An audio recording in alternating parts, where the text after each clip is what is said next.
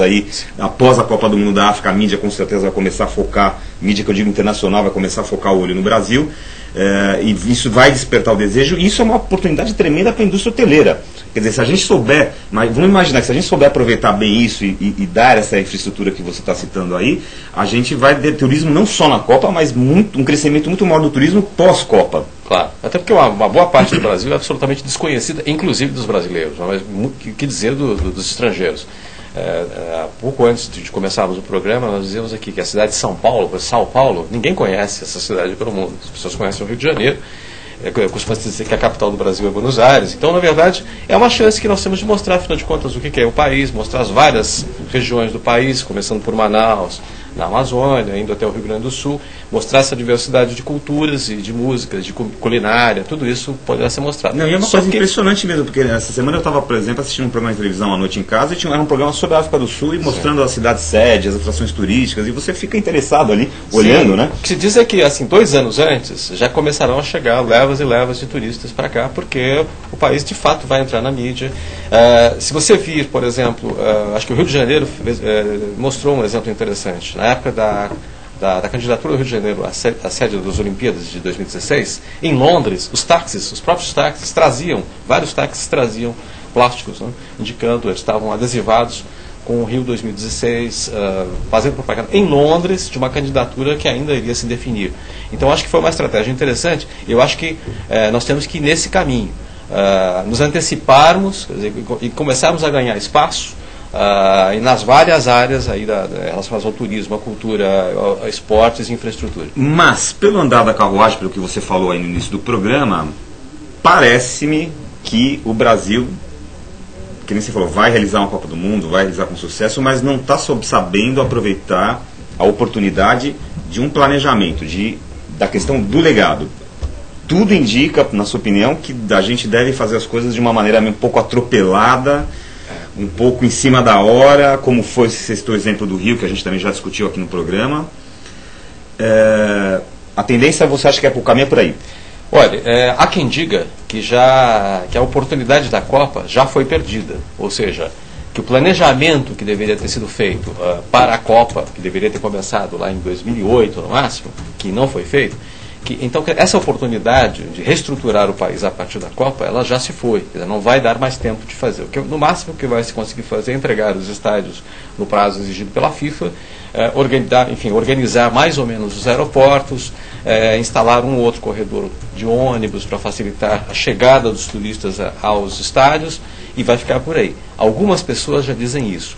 Eu ainda, sendo otimista, creio que essa capacidade de improvisação do brasileiro poderá, enfim, trazer surpresas agradáveis. Também algumas desagradáveis, mas muita coisa poderá ainda se recuperar.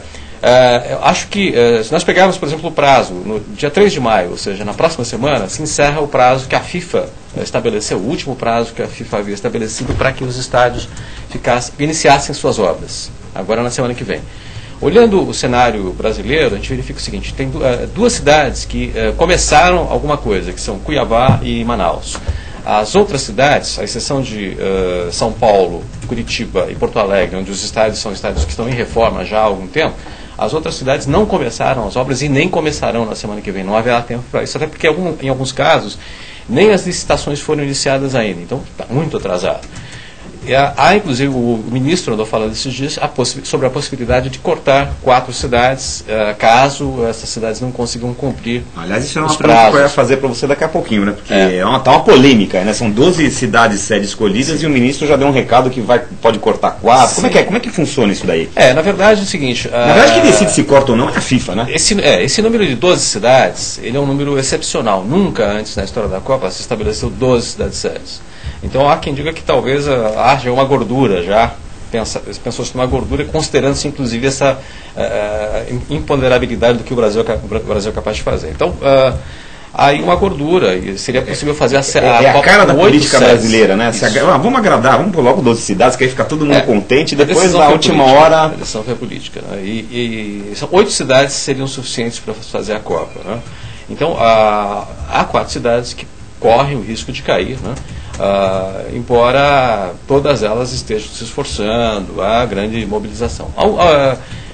enfim, mas há atraso. O Rio de Janeiro, assim, que seria a final da Copa, talvez seja a cidade que esteja mais atrasada no processo de licitação, no processo de preparação da reforma do Maracanã. A gente vai inclusive falar aqui no final desse primeiro programa, a gente vai falar do nosso quadro Urban News. Tem uma notícia aqui que fala que FIFA quer mais mudanças no Maracanã. Prometida para abril, a licitação deve ser cancelada. E tem informação também que a FIFA determinou que o início das construções, demolições ou reforma de estádios para a Copa era o dia 1º de março. Mas, como você está dizendo, poucos estádios... O prazo já foi postergado, e o último prazo que foi dado, que foi dito pelo Renan Blatter, pelo Blatter, pelo Valk e pelo próprio Ricardo Teixeira da CBF, é que seria o dia 3 de maio, agora, início de maio. É muito pouco provável que isso de fato aconteça, salvo em poucas cidades. E tal, né? E, enfim... há um esforço. Mas a tua visão, quer dizer, você que está acompanhando ali diuturnamente essa preparativa, você acredita que nós deveremos ter 12 cidades ou esse número com muita certeza será diminuído? Eu acho que o número deverá ser diminuído. Eu creio que sim. Até porque há cidades no Brasil que não têm capacidade de manter estádios de grande porte. Quer dizer, não haverá o que fazer nesses estádios. Eu conversei uma vez com arquitetos alemães que disseram o seguinte: não há estádio de futebol, grandes estádios, que não sejam ociosos. Qualquer estádio, mesmo aqueles mais empresariados, mais cheios de marketing, de marcas, em alguns momentos do ano eles ficam vazios, não tem atividade. O estádio, ele por característica, por DNA, ele é um elefante branco, não tem jeito. Enfim, mas é necessário, é um equipamento social necessário e, portanto, tem que ser construído, tem que ser reformado eventualmente. Então, o problema é o seguinte: qual é o nível de capacidade que uma cidade pode ter de suportar um elefante branco desses, né, de fazer a manutenção, trocar lâmpadas, pagar a conta de energia e tal, durante muito tempo, sem que haja uma atividade lá. Cidades que estão dentro da programação internacional de shows, cidades que têm uma capacidade de compra maior, eu acho que poderão manter esses estádios. Mas existem cidades onde o futebol é muito pobre, onde nem sequer existem times de futebol da primeira divisão. Então, é possível que essa lógica seja usada pela FIFA, pelo governo, para decidir eventuais cortes. Mas, por enquanto, são só especulações. Quer dizer, em princípio, são 12 cidades-sedes. Eu gostaria, pessoalmente, que as 12 cidades-sedes, de fato, pudessem realizar jogos, que seria um espetáculo bonito para o mundo inteiro e para todos os brasileiros. Eu preferiria que fosse assim. E pelo jeito que está acontecendo, assim, está faltando... Quem está mandando nessa Copa? Quem está coordenando essa Copa? Isso é um outro problema. A FIFA tem lá seus interesses. A FIFA ela tem um circo, que é o circo, a semelhança do circo da Fórmula 1, você tem o circo da Copa do Mundo, que é um negócio que, se nós olharmos para trás, lá em 1930, 50, era uma coisa modestíssima, né? Se você comparar as Copas de hoje com o que eram as Copas de 50, que foi feita no Brasil, parece uma quermesse de bairro, assim, rigorosamente. No entanto, hoje se sabe que a Copa é principalmente uma coisa de mídia. O grande contingente que virá para cá e o que mais preocupa a FIFA são os jornalistas, a mídia, a equipe toda de transmissão dos jogos, a parte de publicidade, propaganda, os contratos milionários que serão feitos e que permitem à federação se sustentar nos 4 anos seguintes. Bom, o interesse da FIFA, portanto, o que é? Fazer dinheiro aqui, fazer dinheiro onde ela realize o seu campeonato.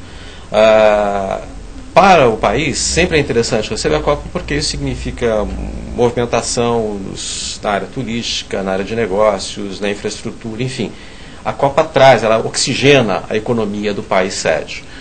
No entanto, às vezes esses interesses são contraditórios. A FIFA, evidentemente, tem interesse em fazer a Copa com o menor custo possível para ela e levando o maior dinheiro para casa, o maior dinheiro possível. Todos os pipoqueiros que ficam ali na área em torno do estádio, por exemplo, pertencem à FIFA.